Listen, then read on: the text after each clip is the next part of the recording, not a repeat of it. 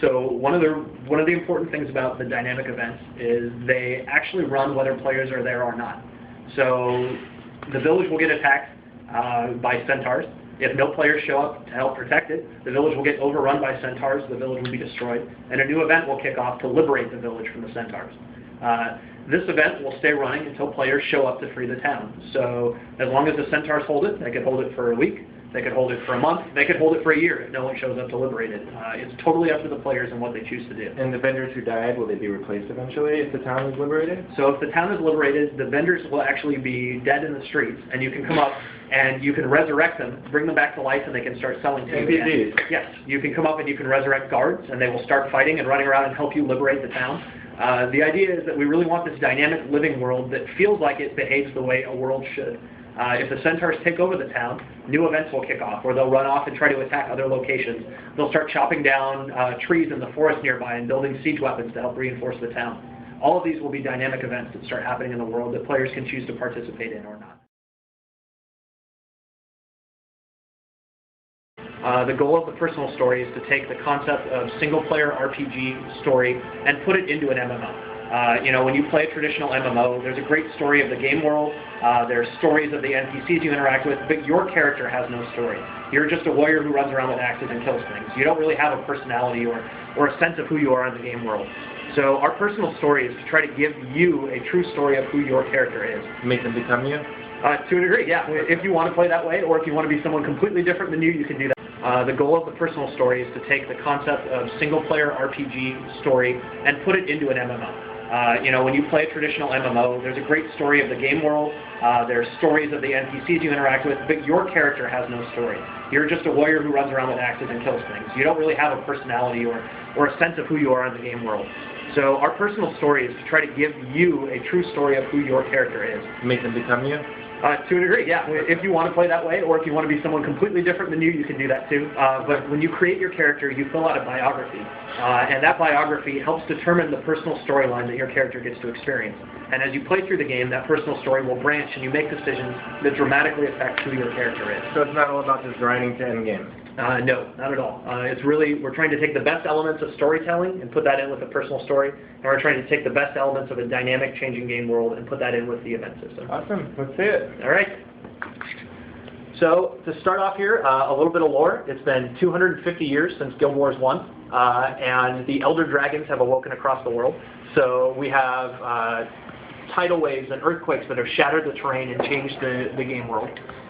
The minions of the dragons have spread out and begun to attack anyone that gets near them. And our 5 races, the Char, Human, Norn, Asura, and Sylvari, are starting to band together to fight back against these dragons. Okay. So for the purposes of today's demo, we're going to show you a low-level, entry-level human character first.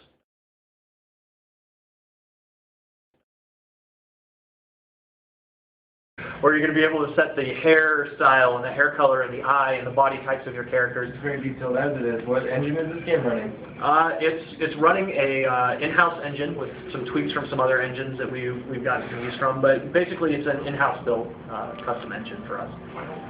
Eventually, this will all be here so you can customize your character. For today's purposes, this is what our character is going to look like. Okay. So we've now gotten to the point where we start to fill out the biography of our character. This first question affects the appearance of your character. So in the case of the Elementalist, this is a profession-specific question. This affects the gem that sits in their head. So you can see the little gem color changes as you switch this. If you were a warrior, you would change the helmet that you're wearing. If you're a ranger, this is where you would pick what kind of pet you start with. Okay. No? Or pet? Pet. Okay. Not something you ride. At this time, no. We haven't discussed any details about mounts in our game yet. Okay. That's something we'll talk about more in the future.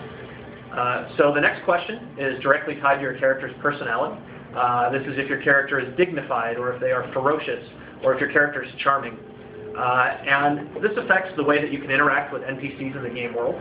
It'll give you new dialogue options that come available based on your character's personality. It'll also have characters that react to you differently. So, for example, if you're a ferocious character and a little kid sees you, they might scream and run away from you. If you're a really charming character, a little kid might start following you around for a while in a city, things like that. As you interact with characters in the game world, you can have dialogue options where you pick through your conversation trees the things you're going to say to them that change your character's personality.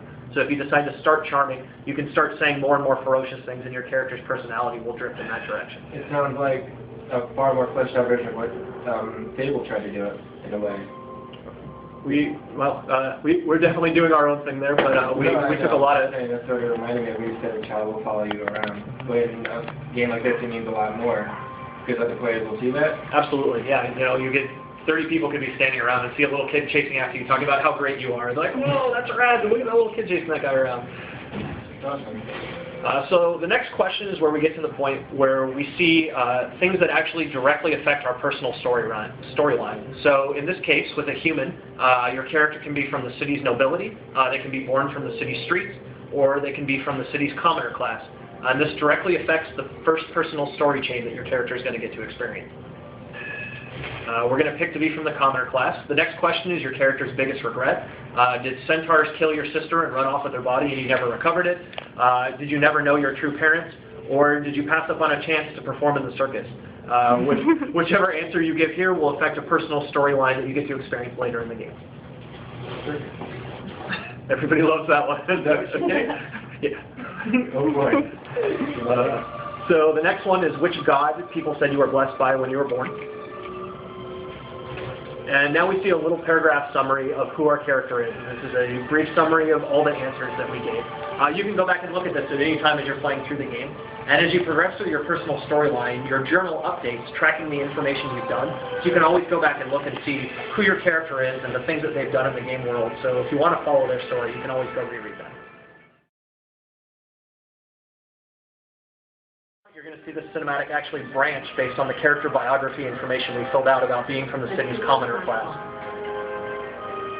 I was born to common folk, just one among many. My friends and I don't seek attention or glory. It's hard enough making ends meet.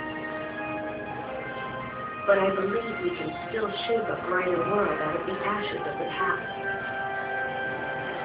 Today, I stepped outside of Divinity's reach to see the world.